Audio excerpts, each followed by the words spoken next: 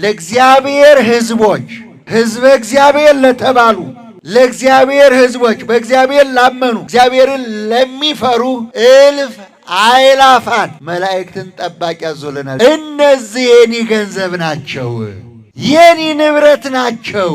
የኔ የሆኑትን ሁሉ ጉድጓድ ውስጥ ቢጣሉ፣ እሳት ውስጥ ቢገቡ፣ ወደ እስር ቤት ቢጣሉ የእግዚአብሔር ፈጣን መላእክት ይመጡና ያወጧቸዋል። ዳንኤል የሚባል የእግዚአብሔር ሰው ነበር ይላል።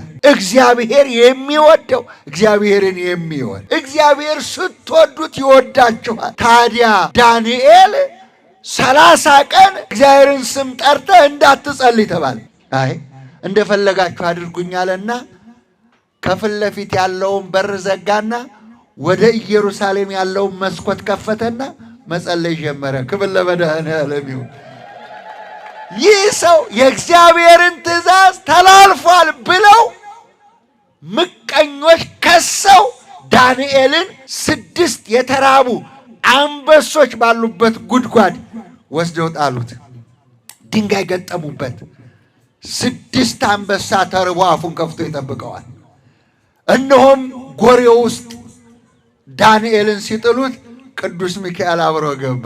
እነዚህ አንበሶች የዳንኤልን እግር እየላሱ ሰገዱለት። ዳንኤል እንዳይራብ ዕንባቆም የሚባል ነቢይ ለአጫጆች ንፍሮ ምሳ ይዞ ሲሄድ አንጠልጥሎ ወስዶ ከነ ምግቡ ዳንኤል ጥቅብ ብሎ እንዲበላ እዛ አንበሶች ጉድጓድ ውስጥ እንዲበላ አደረገው። ጉድጓድ ውስጥ ብንጣል አዎ ወደምትፈልገው ይመራህ ይጠብቅህ ዘንድ መልአኬን አዛለኋል። ዳንኤልን አወጣው። በሦስተኛው ቀን መጣ ንጉሡ ወደ አንበሳው ጉድጓድ እንዲጣል። ዳንኤል ሆይ አለው። ይወደው ነበር። አዎ ዳንኤል ሆይ እግዚአብሔር ከአንበሶች አፍ አድኖሃል አለው። ንጉሥ ሆይ 1000 ዓመት ንገስ፣ እግዚአብሔር መልአኩ ሚካኤልን ልኮ አዳነኝ አለ። ክብር ለመድኃኔዓለም።